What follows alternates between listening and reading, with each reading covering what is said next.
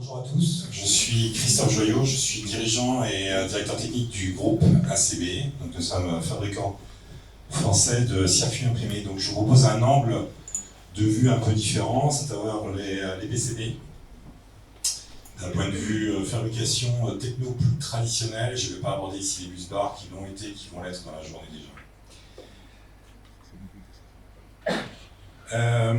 Petit récap de ce qu'est ACB. Donc nous intervenons en fait sur deux secteurs. Un secteur que vous connaissez peut-être plus, avec lequel vous êtes plus familier, donc la division PCB, et une division sur laquelle vous êtes peut-être moins familière, les services. Nous faisons en fait tout ce qui est report sur plateau, sur bande, sur alvéole, du reballing, de la programmation de FPGA. Sur la partie PCB division, notre groupe est essentiellement positionné sur le secteur de l'ASD, l'Aeronautics Space Defense. Nous avons 3 entités, 2 françaises, un local on va dire à Nantes, donc Atlantec à Malville, l'autre à Cybèle, Bellem dans l'Orne, et une 3e en Belgique, flamande, dans Dormande. La division service, quant à elle, est sur Bourgoin-Jallieu, un site en Tunisie, un site local à Sedan-Anjou et également de côté de Bordeaux.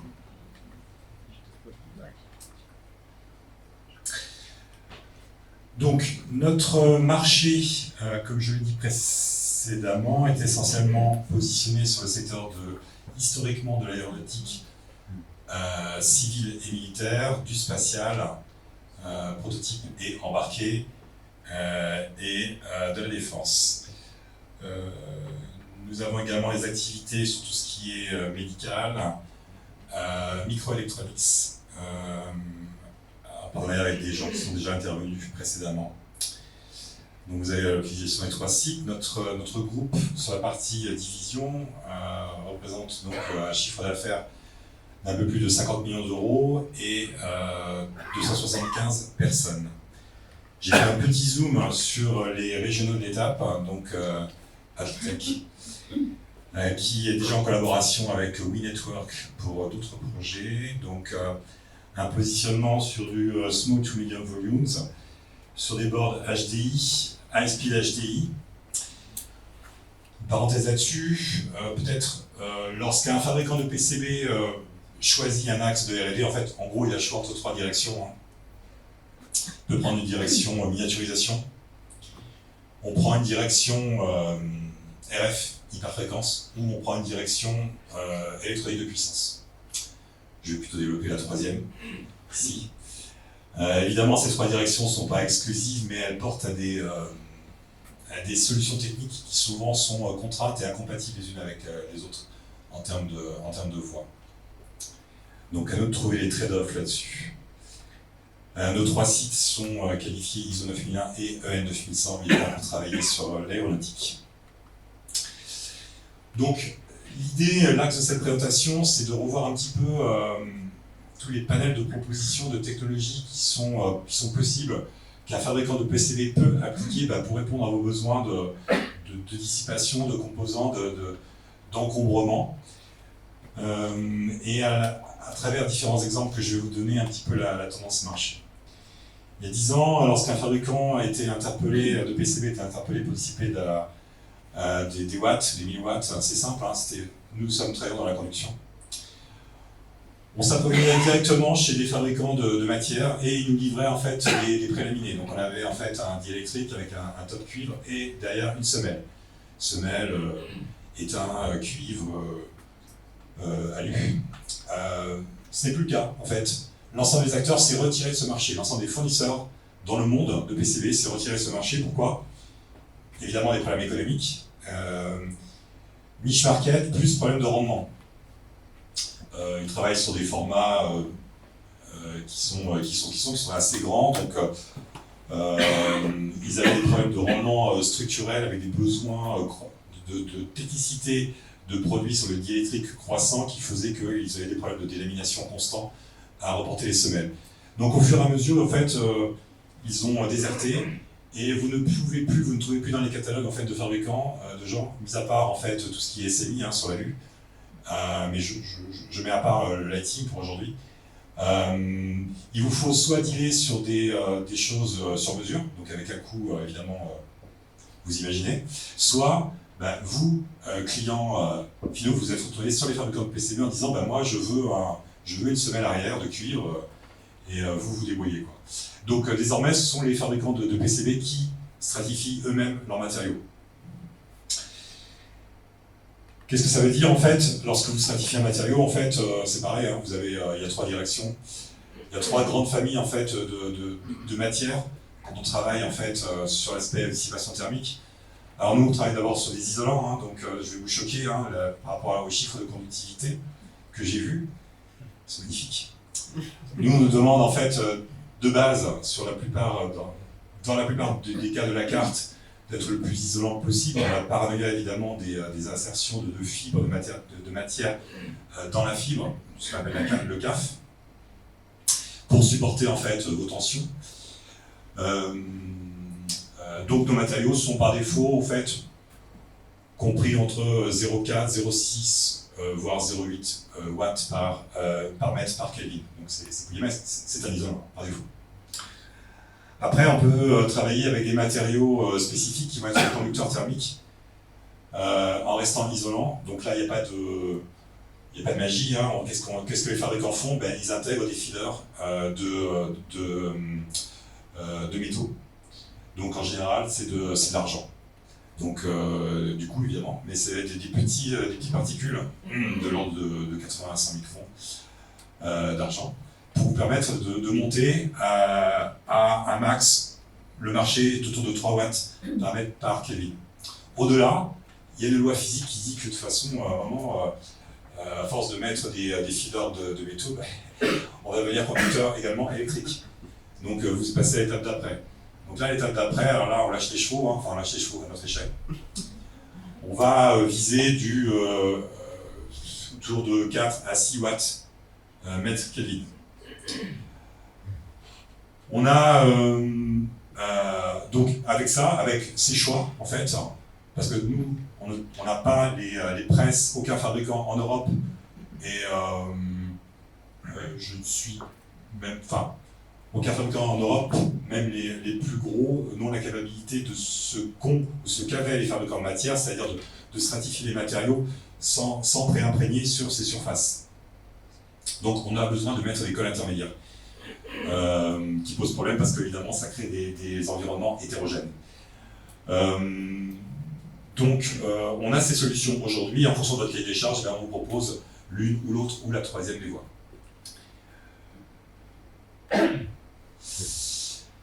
Donc là on est sur on était sur des claddings, donc de l'external heatsink.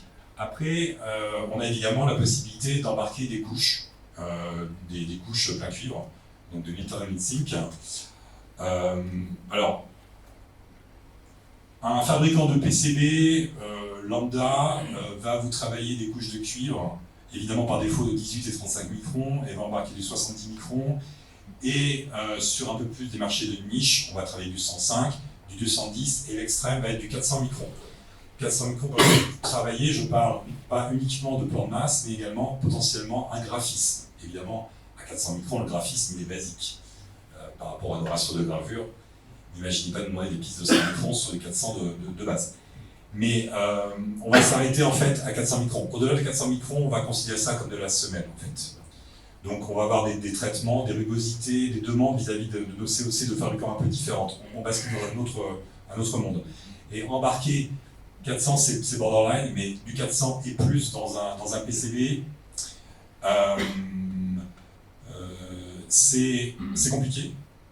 C'est compliqué parce que ça crée un risque très important sur la stratification et ce que vous allez en faire derrière, évidemment, par rapport à vos cyclages thermiques, ne serait-ce déjà que par le câblage.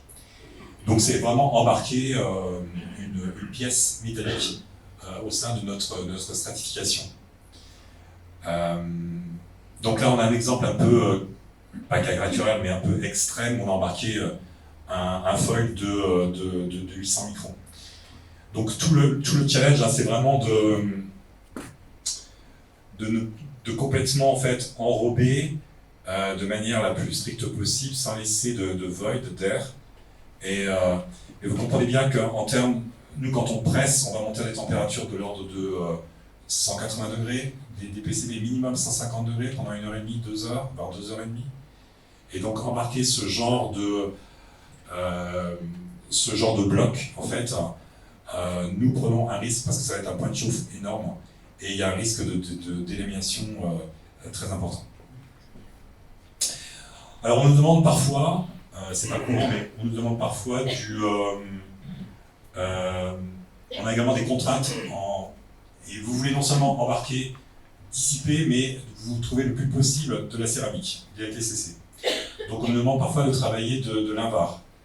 Donc des mélanges nickel-ferrite, pour lesquels effectivement le CTE pour vous est hyper intéressant. Donc on est à des CTE de moins de 10 ppm par degré, donc on est proche du monde de la céramique. Super. Mais on peut voir des résultats, c'est que en fait nos assemblages sont constitués de matériaux différents. Et d'ailleurs, quand vous les travaillez, quand vous les cyclez en température, mais les CTE notamment en Z sont très différents. L'invar, c'est bien plus qu'un bout de bois, hein, c'est de la céramique. Et derrière, nous avons des coefficients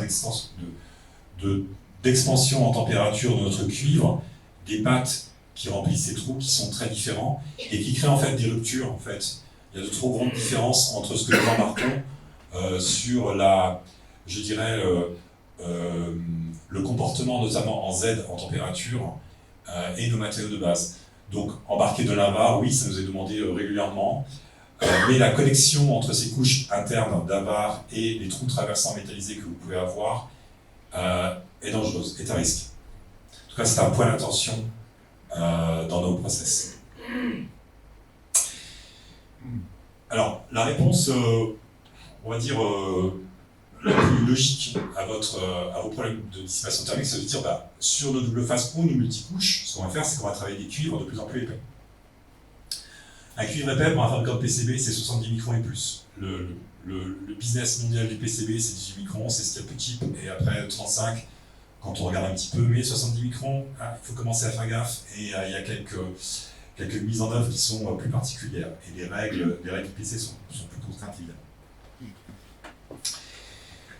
Ce qu'on risque à embarquer sur un matériau lambda des cuivres plus épais, ce sont des cracks dans la matière, la résine en fait. La résine n'est pas faite forcément pour enrober et suivre en fait les mouvements du cuivre. Il nous faut empiler beaucoup de pré-imprégnés, c'est-à-dire de colle, pour encapsuler ces cuivres épais. Quand vous prenez un preg, 2 pregs, 3 pregs, 4 pregs, 5 pregs, en fait ça vous fait une masse de résine très importante. Il faut qu'elle se répartisse parfaitement autour de vos cuivres épais et qu'elle ne craque pas après sous des contraintes thermiques.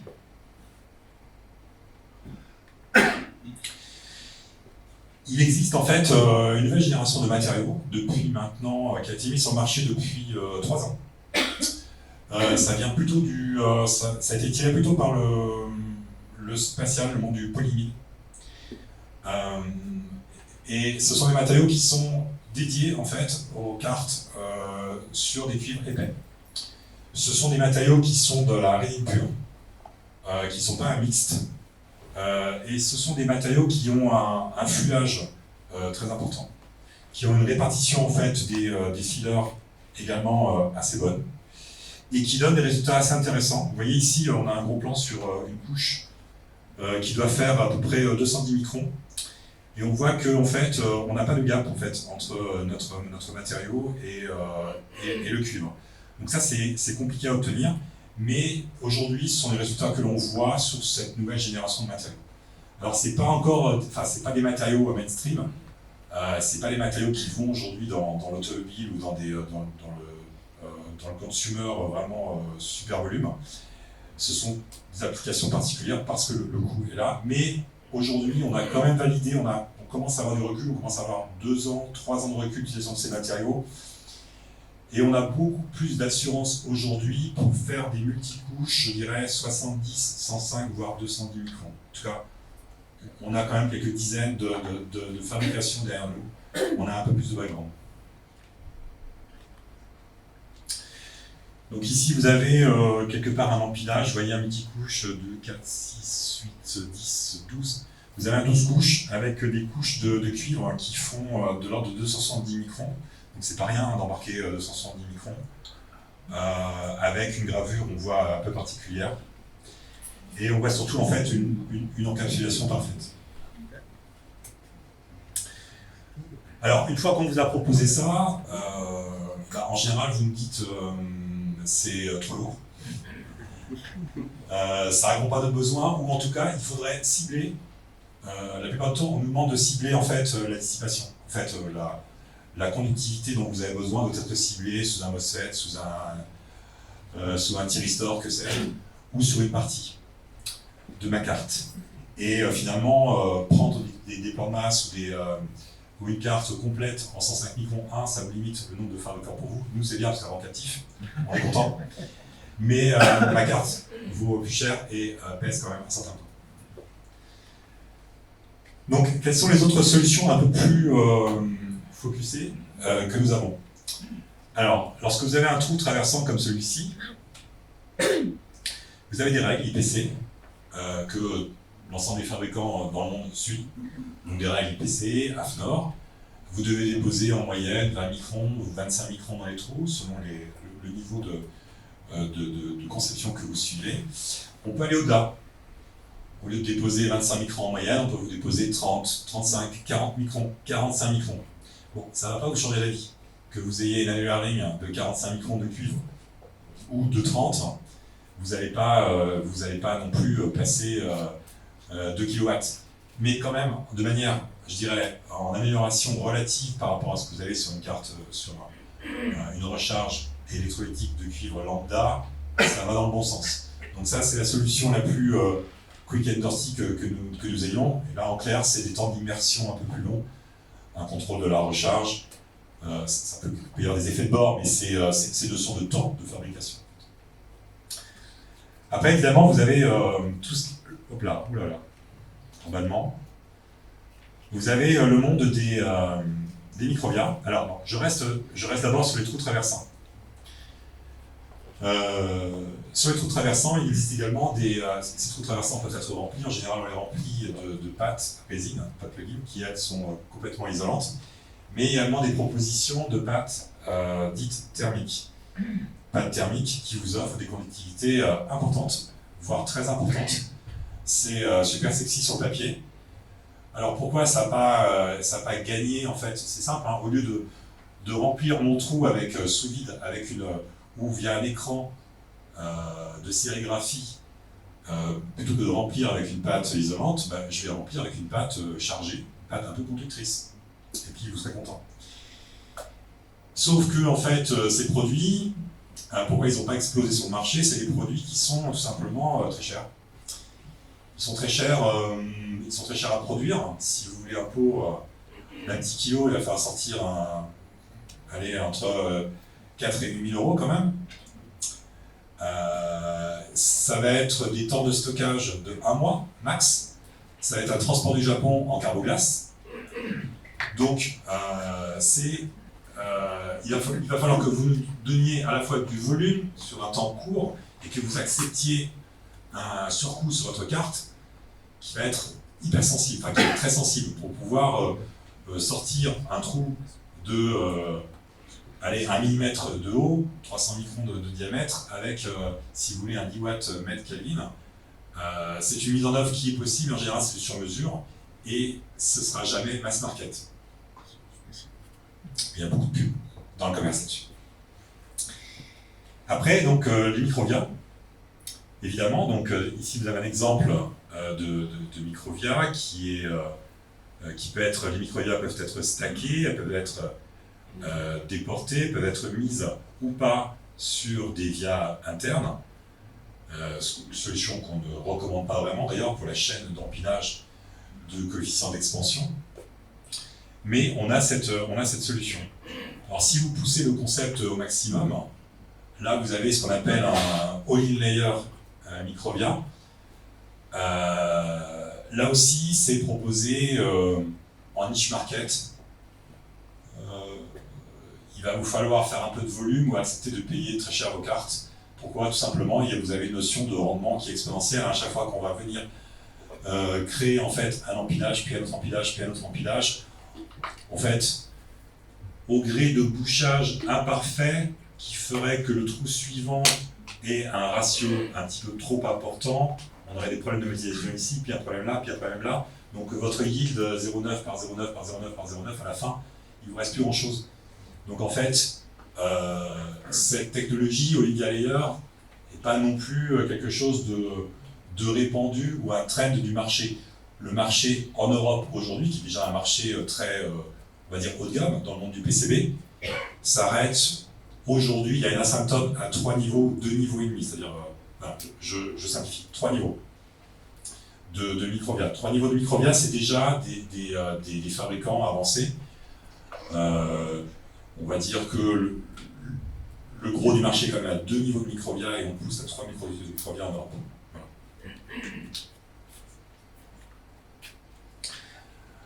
Alors, je vous ai parlé de pâte conductrice, mais il y a également l'approche un peu plus, pas disruptive, mais un peu plus directe, c'est-à-dire que j'ai un trou traversant, je vais je vais remplir avec du cuivre. Simple. Alors ça, c'est compliqué, c'est hyper compliqué techniquement à faire. Là aussi, c'est une technologie qui existe, qui n'est pas nouvelle, qui doit avoir, je pense, 15 ans, à mon avis. En fait, lorsqu'on fait ça, lorsqu'on remplit en fait un trou traversant plein cuivre, alors on ne peut pas remplir un trou traversant plein cuivre comme ça. En fait, ce qu'il faut imaginer, c'est que quand on remplit un trou avec du cuivre, il faut qu'on s'appuie sur un fond. Donc l'idée en fait de cette technologie, c'est de venir en fait de part et d'autre métalliser le trou et venir en fait créer une sorte d'entonnoir au milieu dans un premier temps. Et après, de part et d'autre, on va venir par itération remplir le trou de part et d'autre. Donc ça demande des bains de chimie différents. Ce sont des temps d'immersion extrêmement longs. C'est une technologie très coûteuse. À tel point que même le numéro 1 européen, qui est quelque part en Autriche, n'a pas intégré cette technologie. L'ensemble des fabricants européens qui utilisent cette technologie, y compris le groupe ACB, on se fie à un fabricant en Europe qui fait que ça, dont la spécialité, dont le business est de faire du plating, des finitions. C'est une mise en œuvre qui est extrêmement compliquée, avec un besoin d'avoir un process qui tourne 7 sur 7, H24, 365 par an, sinon c'est vraiment une catastrophe. C'est une technologie qui est limitée. N'imaginez pas pouvoir boucher un trou de 1 mm de diamètre, c'est pas possible. On va se caper autour de 350 à 400 microns percés. N'imaginez pas de pouvoir boucher un trou qui fasse 2 mm de haut. Cette technologie, aujourd'hui, elle est capée, industriellement parlant, à 0,8 mm de hauteur. Alors déjà, pour boucher un trou de 0,8 mm de hauteur, il vous faut le laisser à peu près une nuit dans des bains de cuivre. Donc vous imaginez, là aussi, des coûts un peu exponentiels. Après, ça reste des solutions sur des produits cartes 0,4, 0,6, sur lesquels vous avez quelques trous avec des diamètres qui sont un peu contraints. Donc ça peut être une proposition intéressante. Mais ce ne sera pas non plus, ça ne verra jamais, je dirais, la tendance du marché, parce que vos fabricants de PCB ne l'intégreront pas, le ROI est nul, et le temps industriel physiquement est trop long. Bon, maintenant que j'ai bien cassé le moral avec toutes les limitations, vous avez une approche que nous proposons également, qui est une approche des FCP, qui consiste en fait, sous votre expose d'iPad, en fait, à venir porter un pilier de cuivre directement sur le boîtier. Alors c'est pas une insert coin, c'est pas du tout un insert coin, d'où le terme de monolithique. En fait, c'est pas une pièce rapportée. Il y a une continuité en fait physique entre ce pédestal et la face arrière du PCB. L'intérêt, c'est qu'en fait, vous avez une coplanarité en fait, entre le top cuivre et vos pistes, qui est parfaite, qui est de l'ordre de 20 à 25 microns, c'est-à-dire un dimple près classique. Pardon, 5 minutes. Ok. Déjà. J'ai commencé en retard. Donc il n'y a pas en fait de problème, en fait, il n'y a pas d'air, de qualité d'air entre le top et sur le bottom par rapport à une Soundcoin. Pas de problème non plus de cyclage de température, de différence de CTE par rapport au Soundcoin qui pourrait se désolariser en fait de vos flux. Pas de minimum en XY. Les Soundcoins, c'est quand même compliqué de travailler à moins de 0,5, pardon, moins de 2 à 3 mm de diamètre et à moins de 5 mm de hauteur. Et donc pas de limitation en XYZ. Et donc les ratios également sont plus importants, ils sont portés ici par rapport à des remplissages dont je vous ai parlé précédemment. Donc ça consiste en fait soit à travailler en fait des piliers singulés, soit ici des applications de LED typiquement sur des matrices de piliers. Donc avantage de la coplanarité, hein, vous avez vos pads et vous avez votre boîtier. Ici on voit un graphisme de delta de hauteur. Quelques règles de design, je ne reviens pas dessus, mais enfin vous avez un Z qui peut monter à 1,6 mm, donc vous êtes un peu moins contraint. Et en XY, on a un min à 500 microns sur la partie pilier en elle-même, et un Z qui est beaucoup plus bas à 150 et qui peut monter donc à 1,6 mm. Également, c'est une approche qui est très protéiforme parce qu'en fait, vous pouvez l'insérer dans un double face. On peut l'intégrer dans un multicouche. La face arrière peut rester en semelle. La face arrière peut être gravée, elle peut être réduite au maximum. Et vous pouvez l'embarquer sur du FR4 ou des composants ou des matières un peu plus techniques, style polymique ou matière RF. Je voulais rebondir sur les intervenants précédents qui parlaient d'embarquement de composants. Donc, pourquoi pas imaginer un composant de puissance au cœur d'un PCB. Je trouve ça aujourd'hui irréaliste. Merci. Je vous en prie. En fait, le composant packagé, c'est un défi énorme, probablement inutile. On en parlait à la pause avec M. Gros. D'abord, aujourd'hui, l'embarquement de composants qui a été industrialisé, le seul, je dirais, c'est plutôt les couches résistives, type Ticer Omega Ply. Ça, c'est assez répandu. C'est industriel et c'est un coût qui est un surcoût qui est limité. On embarque du passif. Vous avez sans doute les uns et les autres des programmes déjà d'embarquement de passif. On embarque de la puce au fond de cavité, on embarque de la puce noyée dans les PCB, on vient chercher, on reprend des connexions avec des puces via des tunnels, des microvia dessus, en venant déterrer en fait.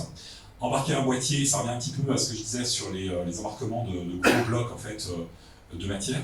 C'est très problématique pour embarquer en fait des cavités. En plus, si vous voulez la métalliser, c'est pas évident. Mais la problématique, c'est vraiment la hauteur de vos boîtiers à embarquer. Et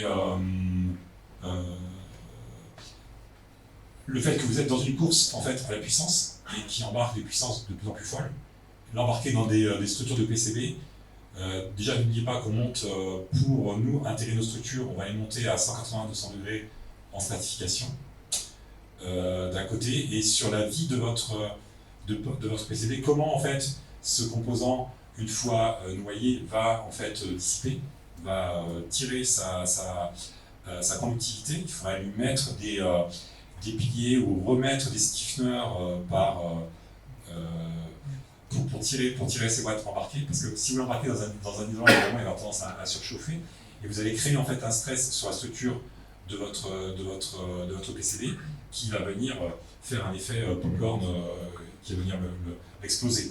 Donc c'est vraiment, autant nous avons aujourd'hui des programmes avec les uns et les autres d'embarquement de composants passifs, nous avons des programmes de R&D d'embarquement de puces. On peut imaginer des puces, notamment des applis de puissance, voire des cibles, voire des socs, mais avec des hauteurs de boîtier qui soient la plus basse possible. Voilà. C'est pour ça que je disais de manière provocatrice que embarquer un composant de puissance avec les boîtiers tels que vous avez définis, c'est quelque chose de aujourd'hui qui n'est pas, à ma connaissance, qui n'a pas été démontré, au moins d'un point de vue, même d'un point de vue prototypage, je ne suis pas certain. Voilà, je ne sais pas si je casse un mythe ou... Est-ce qu'il y a des questions? Est-ce que Oui, c'est il y a déterminé? une réaction. Oui, bien sûr. Ouais. Ok. Non, juste pour pas. Merci, il n'est pas. Il est pas il est pas allumé. allumé. Ah, je crois que je sais. Ça devrait être bon, ouais. Oui, juste pour effectivement commenter, et tout à fait d'accord avec la remarque, et c'était un peu le sens de notre discussion pendant la pause. Il n'est pas question effectivement d'embarquer un boîtier, c'est-à-dire un produit qui est déjà moulé en quelque sorte, hein, qui vient du monde du semi-conducteur. Ça n'a aucun sens, bien évidemment. Merci déjà d'avoir partagé, on va dire, tous les challenges techniques et qui finalement pour moi renforce en fait mon point qui était le challenge en fait de l'intégration. Donc il faut y travailler. Après effectivement bon, il y a un besoin de travailler avec le monde aussi du semi-conducteur de manière à ce qu'effectivement le finishing comme on dit en fait des puces soit compatible effectivement avec l'intégration en fait des substrats FR4 ou autres et ça montre bien qu'effectivement il y a du travail. Néanmoins, je pense qu'il faut être positif et je pense que l'impossible n'est pas français. Et je pense qu'effectivement, voilà, il faut y travailler. Donc merci pour effectivement tous les détails. J'ai appris des choses. Je trouve que c'est très intéressant. Voilà. Et puis nos amis qui sont en haut dans le nord, ils font des belles choses, mais j'ai vu des belles choses aussi de votre côté. Nos Autrichiens. Ah, Autrichiens. Voilà. Merci.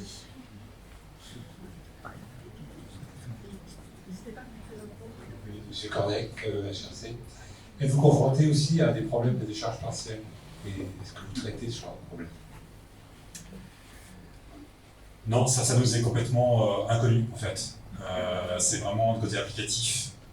On n'a pas cette... vous venez avec un cahier des charges, en général, un cahier des charges de rigidité électrique. Vous nous imposez à travers des IPC, notamment 4101, des standards de rigidité électrique, c'est-à-dire qu'on doit supporter X milliers de volts par millimètre. Oui. Et donc on prend des matériaux dans ce sens, mais sur des décharges partielles de ce style-là, non. C'est vraiment le côté applicatif. Pour nous, ça nous est inconnu, enfin inconnu d'un point de vue en dehors de l'information que vous nous passez. Ça ne rentre pas en tout cas dans notre cahier des charges.